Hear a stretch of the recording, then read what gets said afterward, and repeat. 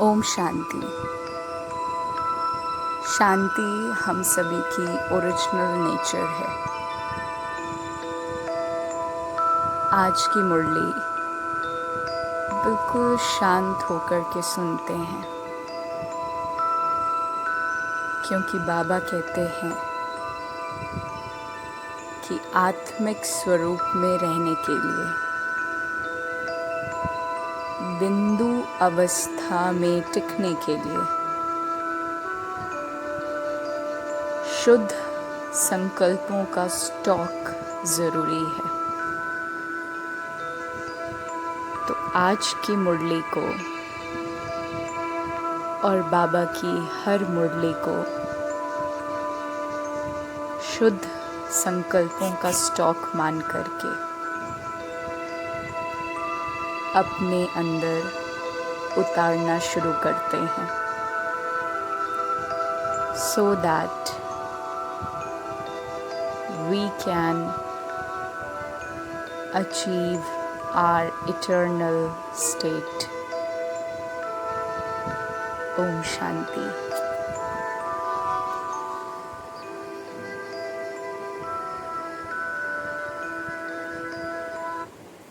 ओम शांति। आज की मुरली अव्यक्त मुरली है 30 अगस्त 2020 को, और आज की मुरली बाबा ने सहज परिवर्तन का आधार अनुभव की अथॉरिटी इसके ऊपर चलाई है। हम लोग 13 मार्च 1986 की मुरली रिवाइज कर रहे हैं।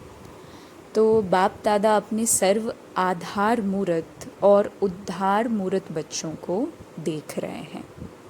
आधार मूर्त और उद्धार मूर्त, हर एक बच्चा आज के विश्व को श्रेष्ठ संपन्न बनाने के आधार मूर्त हैं। आज विश्व अपने आधार मूर्त श्रेष्ठ आत्माओं को भिन्न भिन्न रूप से, भिन्न भिन्न विधि से पुकार रहा है, याद कर रहा है।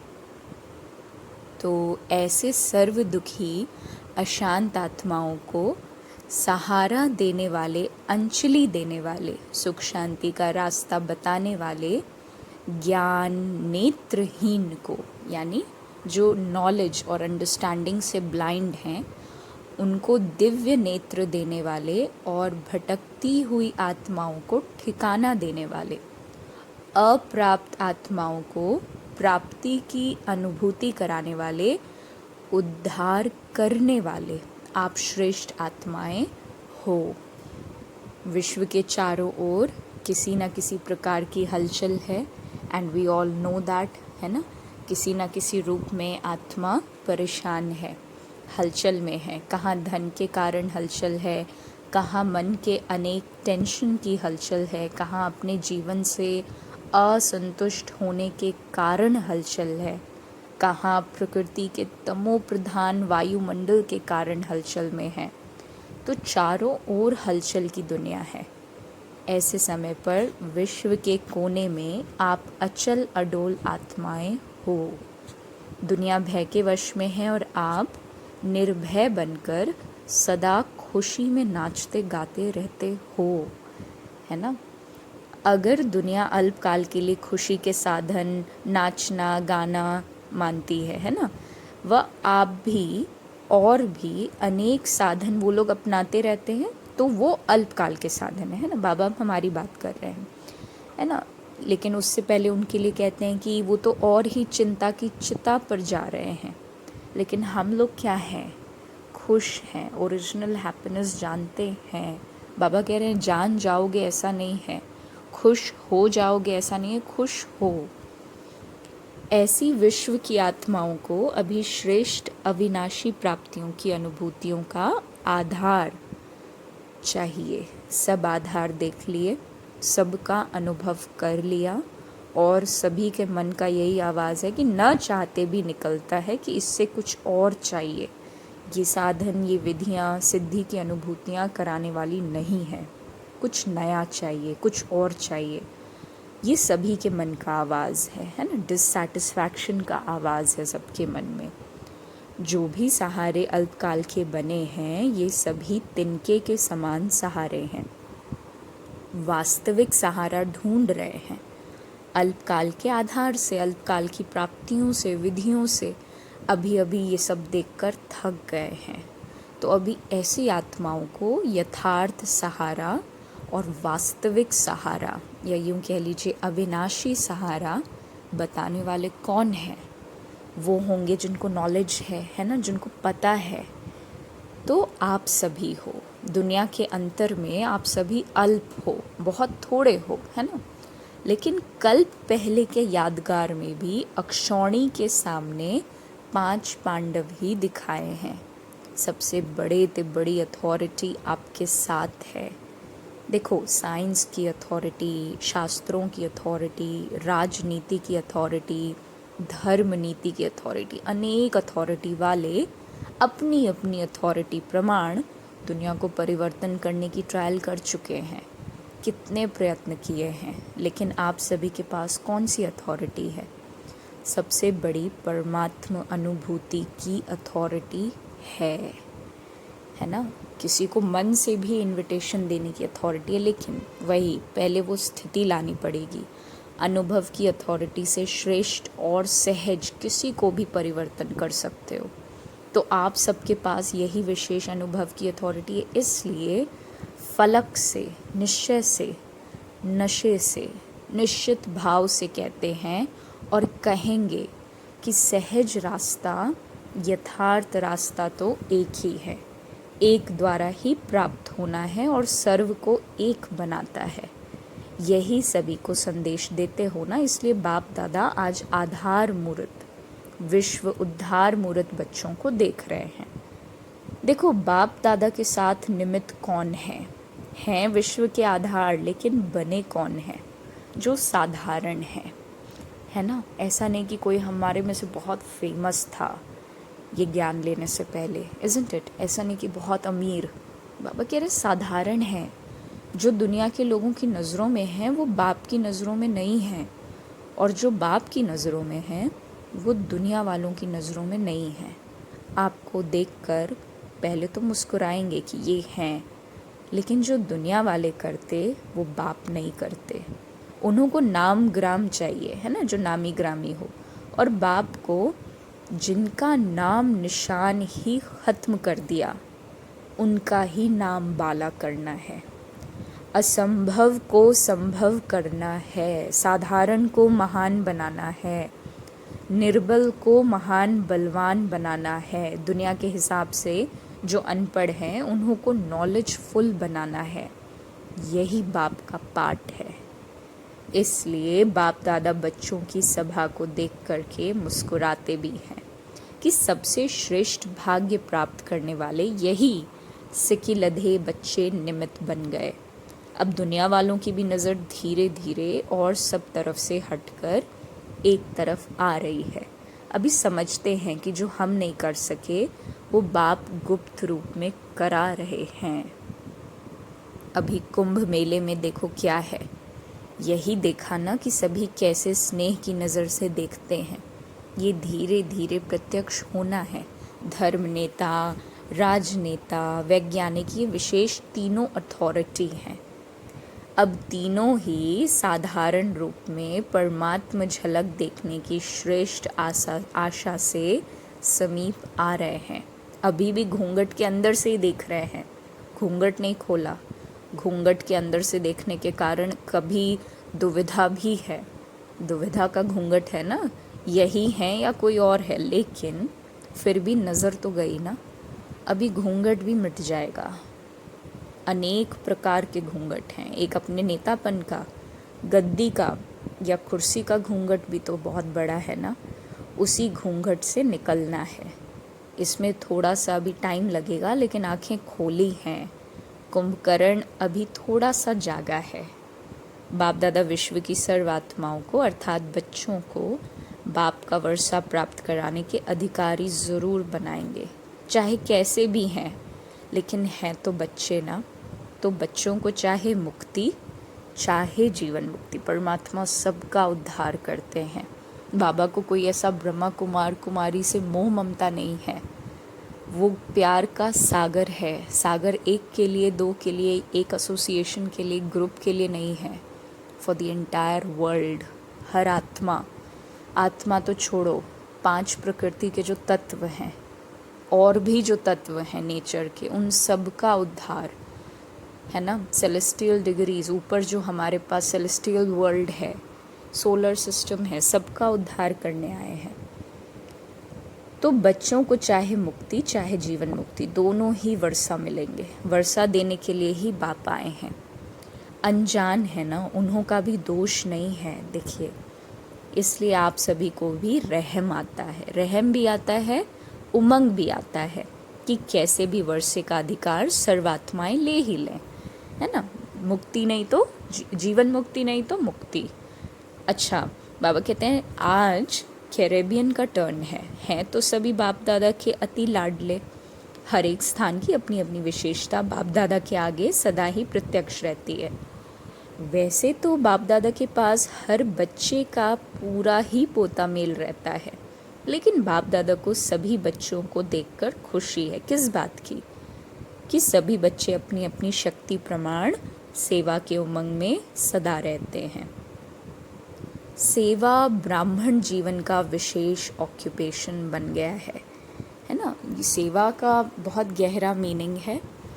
बाबा हमेशा कहते हैं चेहरा चलन, जब वो अव्यक्त अनुभूति स्वयं में होगी तो कहीं पर केवल प्रेजेंट होना भी आत्माओं को शांति का, है ना। मनसा सेवा जो बाबा कहते हैं, तो मनसा केवल जो हम शांति में कोने में बैठकर मनसा सेवा करते हैं, केवल वो नहीं है। वाणी से भी मनसा प्रत्यक्ष होता है, हमारे कर्मों से भी मनसा प्रत्यक्ष होता है। सो मनसा सेवा को बाबा ने हमेशा श्रेष्ठ, बाबा ने कहा ना, वाणी में जौहर तब आएगा जब स्थिति वैसी होगी। तो मनसा is everywhere. It's not just कि हम शांति से बैठ करके जो करते हैं, मन हमारा हर कार्य से प्रत्यक्ष होता है। तो वो स्टेट ऑफ माइंड का सेवा करना है। सेवा नहीं तो जैसे फ्री ही फ्री हैं, तो सेवा में बिजी रहने का उमंग देख बाप दादा विशेष खुश होते हैं। कैरेबियन की विशेषता क्या है? सदा करीब अर्थात नज़दीक रहने वाले। तो बाप दादा स्थूल को नहीं देखते, वो तो शरीर से कितना भी दूर हो, लेकिन मन से तो करीब है ना। जितना शरीर से दूर रहते हैं उतना ही विशेष बाप के साथ का अनुभव करने की लिफ्ट मिलती है, क्योंकि बाप की सदा ही नज़र जो है वो चारों ओर के बच्चों की तरफ रहती है। नज़र में समाये रहते हैं। तो नज़र में समाये हुए क्या होंगे? दूर होंगे या नज़दीक? तो सब नज़दीक रत्न हो, कोई भी दूर नहीं हो। नियर और डियर दोनों हैं। अगर नियर नहीं होते तो उमंग उत्साह नहीं आता। सदा बाप का साथ शक्तिशाली बनाए आगे बढ़ा रहा है। तो आप सभी को देखकर सब खुश हो रहे हैं कि कितनी हिम्मत रखकर सेवा की वृद्धि को प्राप्त कर रहे हैं। बाप दादा जानते हैं कि सभी का एक ही संकल्प है कि सबसे बड़े ते बड़ी माला हमें तैयार करनी है, और जो भी जहाँ भी माला के मणके बिखरे हुए हैं उन मणकों को इकट्ठा कर माला बनाए बाप के सामने ले आते हैं।